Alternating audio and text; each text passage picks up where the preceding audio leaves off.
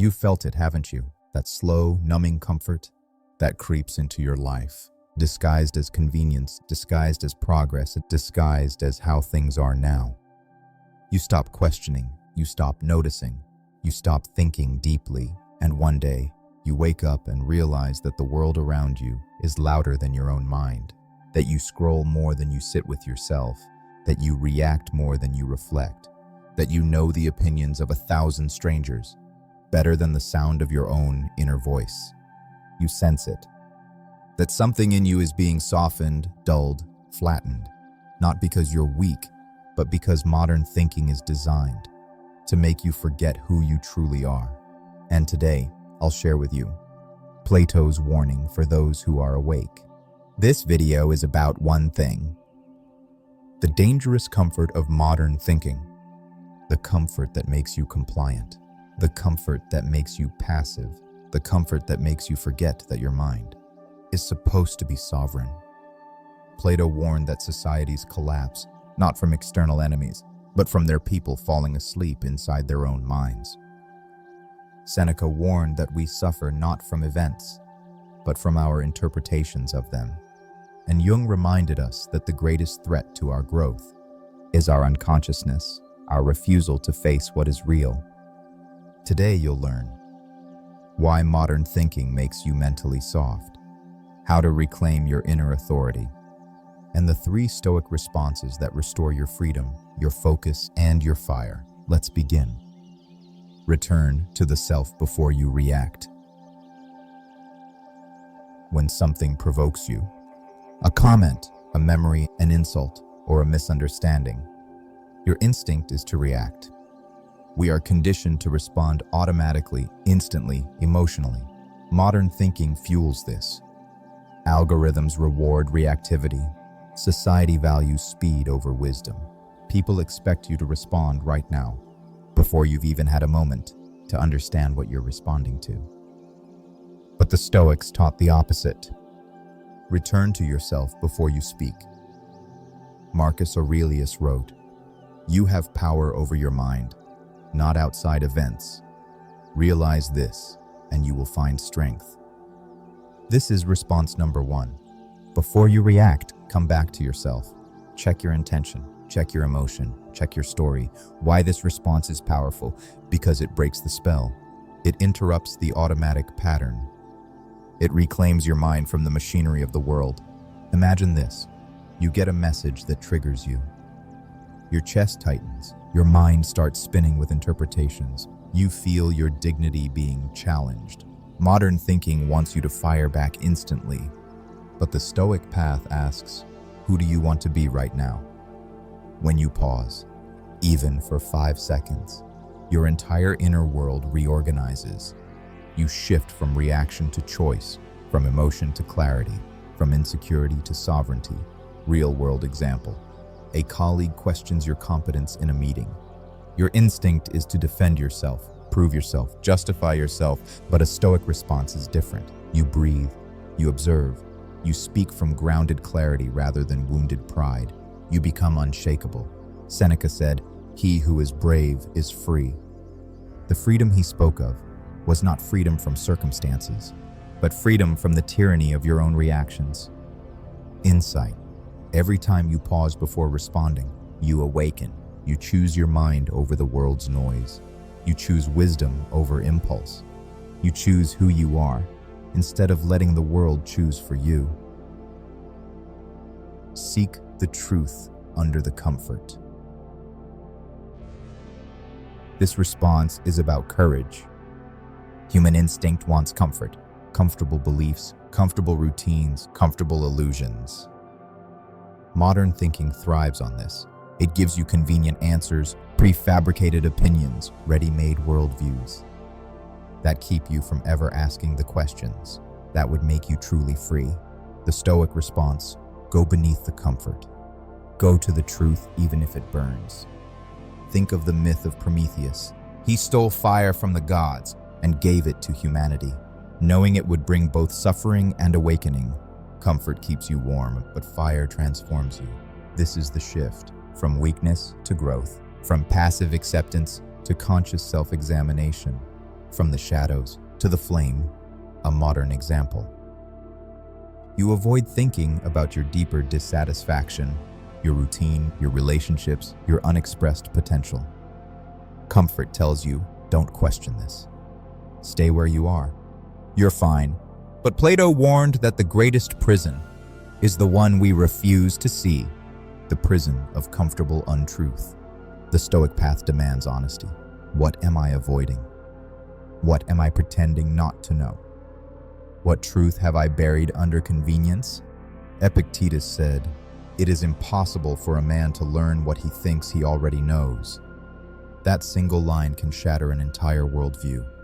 Because once you realize that comfort is blinding you, you begin to see everything differently. Revelation: comfort is not your friend. It is the warm blanket that keeps you from noticing your house is on fire. Ask, who benefits from my confusion? Now we go deeper. The third response isn't about you, it's about the world.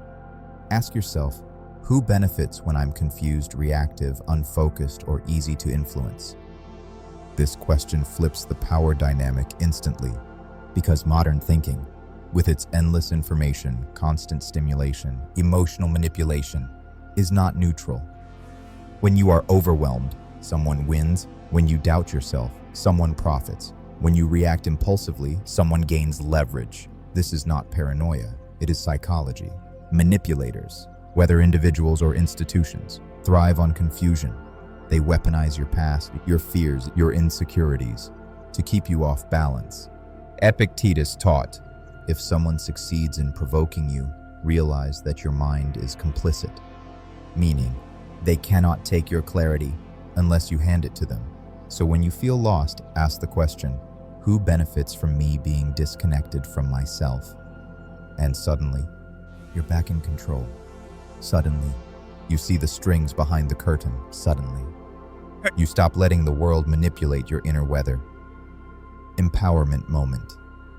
When you ask this question, you stop being a pawn. You become the observer, the witness, the one who chooses what to think and how to feel, the one who sees. There is a kind of silence that is not emptiness, but mastery. A silence that is not passive, but powerful. A silence that comes not from fear, but from strength.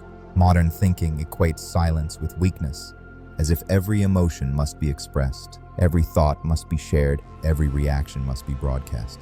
But the Stoics saw silence differently. Silence is composure. Silence is sovereignty. Silence is the moment your soul steps in and your ego steps aside. Marcus Aurelius wrote, "The best answer to anger is silence. This silence is not suppression. It is self-control. It is the space where you decide how you want to respond, or whether you want to respond at all." Modern example, someone posts something passive-aggressive about you online. Every part of you wants to clap back, prove yourself, set the record straight. But your silence is not surrender. Your silence is your refusal to let the world dictate your energy. Your silence is your declaration that your peace cannot be baited. Poetic insight. Silence is the sound a strong mind makes when it is returning to itself. Silence is the breath before wisdom. Silence is the space where your future self begins to form. Feel that strength rising in you, the strength of a person who no longer reacts to every ripple in the external world. Now we arrive at your deeper transformation. Your past has shaped you, not to weaken you, but to sharpen you. Your scars are not signs of failure. They are proof that you have lived, fought, endured, and learned. In Jungian psychology, shadow work is the process of integrating everything you once rejected about yourself. When you integrate your past, shame dissolves. You realize nothing was wasted, nothing was meaningless, nothing was proof that you were unworthy. Your past becomes your mythology. Your mistakes become your mentors. Your wounds become your doorway to depth. You are not broken, you are becoming. Think of fire. Fire destroys only what is not essential. Everything real survives the flame. Your identity becomes stronger. when it has walked through heat. Plato said that the unexamined life is not worth living, but the examined life, the life that faces itself honestly, is the life that becomes unshakable. Transformation happens when you stop running from the person you used to be and start listening to the wisdom your past is offering you. Your story is not your shame. Your story is your strength. Your shadows are not your flaws. They are your roots. Your rebirth begins the moment you decide to stop abandoning yourself. Let's bring everything together. Modern thinking is comfortable, dangerously comfortable. It makes you reactive, complacent, soft, mentally scattered. Plato warned us, a society that no longer questions itself begins to decay from within. But you are awakening. And these three responses are your path back to sovereignty. 1. Return to the self before you react. Reclaim your mind from impulse. 2. Seek the truth under the comfort. Choose awakening over illusion. 3. Ask, who benefits from my confusion? Break free from manipulation. Stand in your clarity. This is how you walk through the world, with a mind that cannot be bought, a heart that cannot be provoked, and a spirit that cannot be subdued.